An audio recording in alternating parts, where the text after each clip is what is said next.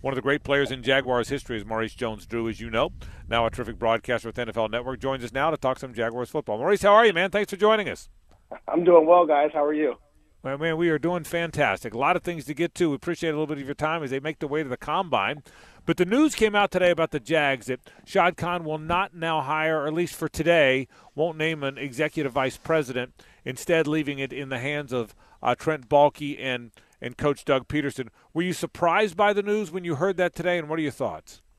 Not necessarily surprised. I thought Doug Pederson was a tremendous hire. I felt like all the things that I heard about him coming out of Philadelphia with working on the front office and how he's been really hands-on, the way his culture is, a former player.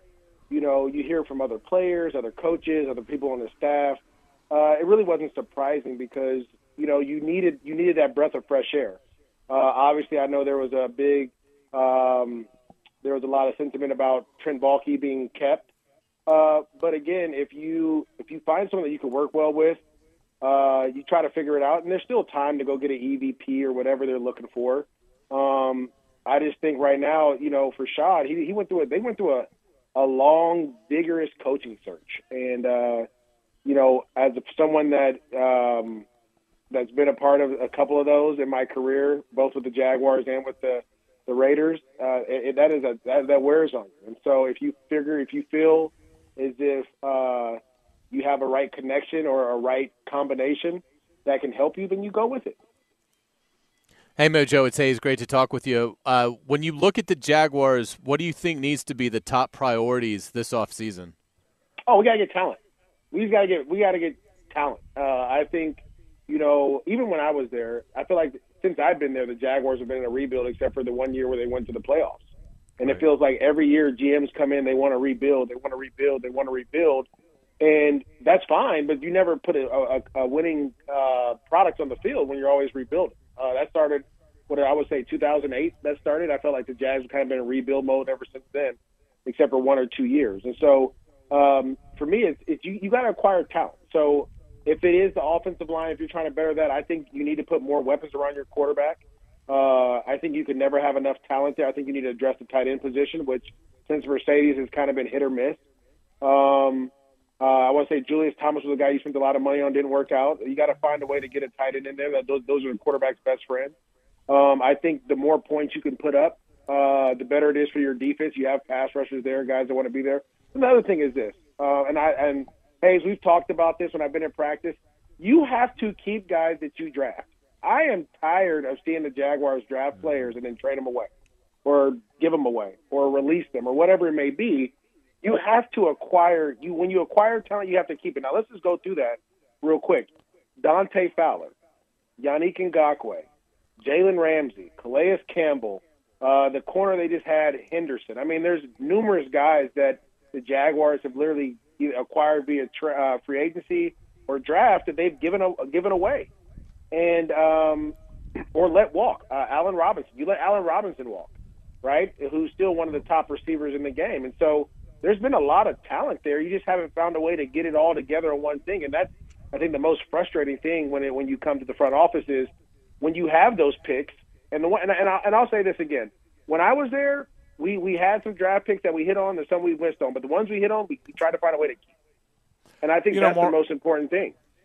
And you're right, and that speaks to culture. And the first thing you said is have, if the system's in place and the culture's right, guys aren't trying to leave, and you're not trying to have them leave. That's a very good point. Let me ask you this: one of the things I think everybody, Maurice, holds out hope around here is that Doug Pederson, by all accounts, is a very good quarterbacks coach or a very good head coach. It's quarterback centric, and there's a very good quarterback prospect here.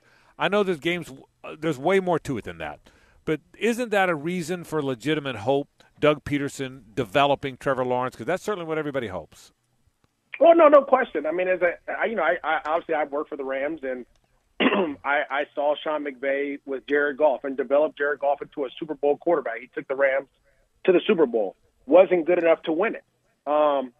Then I saw the Rams get Matthew Stafford. Matthew Stafford has some deficiencies, but also having, a guy that played the position, a guy that called the play, and an offensive mind, and a bunch of support around your quarterback, I think is only going to help. It's not going to make Trevor worse having Doug Pederson having an OC, having a quarterbacks coach, having an older guy in the room to help him. I could say this. I remember when Sean McVay was first hired to the Rams, and if you look across the board, a lot of people try to do it. They hired Dan Orlovsky, I think, was there his first year for that season. And they just literally paid Dan to help teach Jared Goff. He wasn't there to compete with him. He was just another coach that was there to be in Jared's ear to help him grow. I think Doug Pederson is going to do the same thing. It's the competition aspect of it. Trevor Lawrence is your guy. You just need an older quarterback that's been through some things that can help him as he goes through it. Give him some more advice. Hang out with him. Teach him how to be a professional. Continue to shorten that development curve. And I think that's the most important thing. When you have a guy at the quarterback position, as we saw the Bengals, as we saw throughout the playoffs, if you have a guy, you have a chance. And as everyone is saying, and as I've seen, you have a guy in Jacksonville. It's about putting guys around him and continuing to develop. Mojo, your expertise on this will be much appreciated from your brilliant career. James Robinson coming off an Achilles injury, Travis Etienne coming off the Liz Frank. What kind of challenges will those young men have trying to get back to the players that they were prior to those injuries, in your opinion?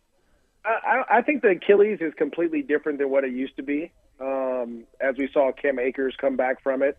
I think it's important, though, that both guys slim up. You want to lose some weight because you don't want to put as much pounding on it. It's going to take you – they'll be able to play, and they'll be able to play at a high level, but they won't be able to get back to the way – at least James Robinson is going to take him a little bit of time just because, again, you want to slim up so you don't keep pounding on that Achilles. And as a guy that had the Liz Frank late in my career, I think Travis will do much better than I did coming back from it just because he's younger. And there's more information about it. When I had mine, it was kind of like, all right, bro, we're gonna fuse this thing up, or we're gonna have surgery and wish for the best. Now they have different options that you can do, and so that's nice as well. Again, they're both young enough to be able to handle these injuries and be able to play have still a long career. But I think the most important thing is for them to lighten up a little bit. Lose some weight and be able to try to be as fast and as explosive as possible. And then how they're utilized. I think the other thing about Doug Pederson that we don't talk about enough is his running game. His running game isn't the same running game that James Robinson had when he was with Doug Marrone. That was a downhill. It's more of a sideline to sideline, stretch the defense out, put your foot in the ground and go. A lot of pulls and down blocking. So you want to be a little bit more explosive in that aspect. And what I mean by that is, for me, I played at like 210, 212. If I was in Doug Pederson's offense, I probably would have went down to like 203, 202, which, again, allows me to be more explosive and have that longer speed that I wanted. Maurice JonesDrew is with us. The Jags are playing the Raiders in what other people are calling the Hall of Fame game. We're calling it the Mojo Bowl around here, for God's sake. No, it's your two teams. Should. Yeah. No question. It's probably going to be the AFC Championship game, next year. Why not? But that's kind of cool. We're not as relevant as we'd like to be around here, Maurice. But that's kind of a cool thing, don't you think? Listen, to me, I think that the Jaguars are always relevant, and for whichever way however people talk about it, they're talking about you guys, they're talking about us in general. And to me, look, it's a young team. Guys are figuring it out. Trust me, I know it's hard. I've been there through it all. I've been there as a fan. I've been there as a player. My oldest son is a huge Jags fan. He grew up in the game, and so we live in the Bay Area now where we deal with a lot of Niner fans who are just relentless. But neither here nor there. I think, having that opportunity to be on primetime television, even if it is younger guys, even if it is different people playing, you got to relish that. Because to have the whole country be able to see you play, to see your culture, to see your how you perform is the best. I used to tell guys all the time when we were in the locker room, like, look, we're guaranteed one primetime game, right? So sometimes it was Thursday, others it was Monday. I was like, we got to shine. I was like, remember, my family was all on the West Coast anyway, so that was rarely there, unless they had the DirecTV package. That was only when they could see me anyway. So I was like, guys, we got to go crazy. We got to play well.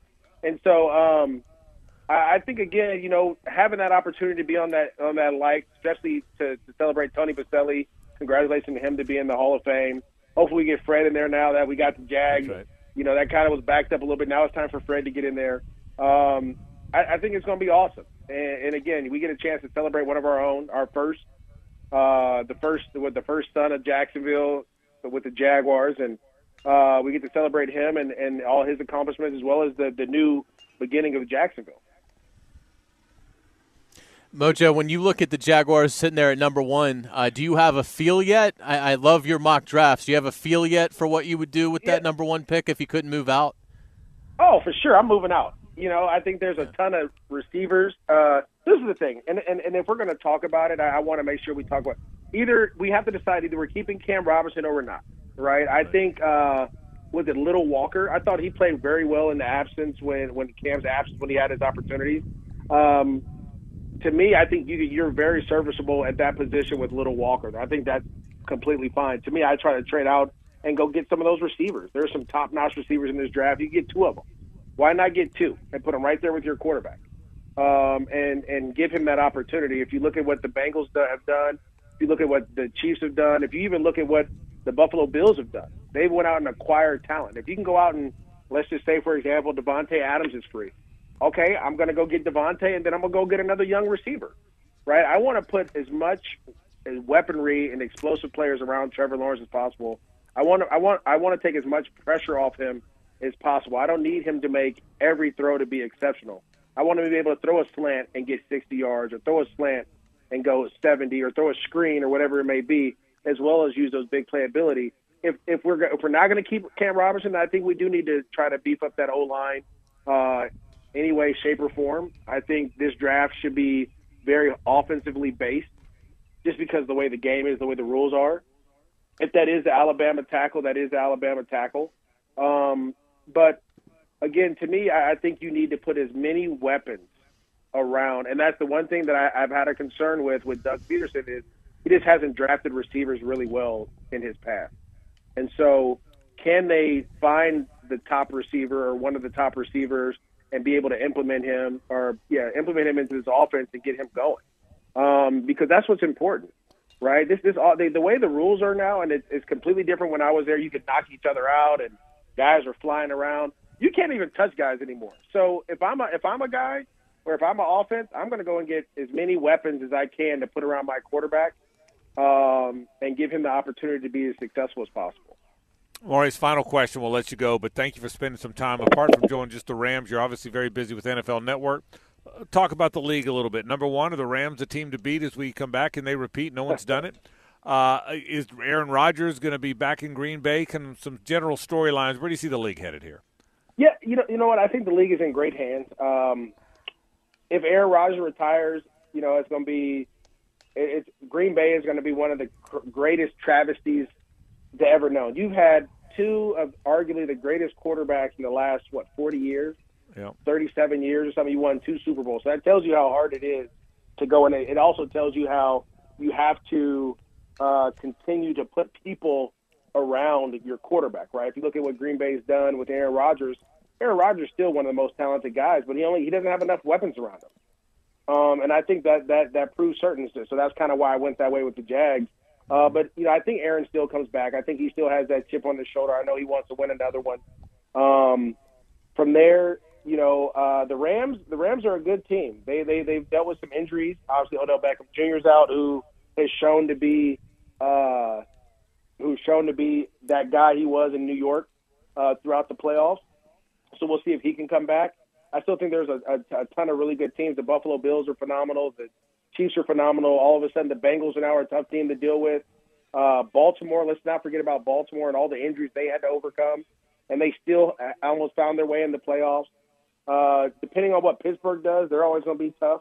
The other thing is this, and I know the Jags don't have to worry about this, but I coached a kid in high school probably like 3 or 4 years ago who's now one of the top quarterbacks in this draft, and Carson Strong. Yeah. And I think whoever gets him, they're going to be really excited and happy about him. Strong arm kid, very smart. He's more athletic than you think. Tremendous basketball player. He could drop, step, and dunk. So that tells you how athletic he is. Wow. But this league is going in the right direction. It's trending in the right direction. I'm really excited to see what the Tennessee Titans do, to be honest with you. Every year they've made the playoffs. They've done great things, and they get knocked off. And a lot of it is because the quarterback play. Do they stick with Ryan Tannehill? right? And do they try to fix everything and they try to put more weapons around him?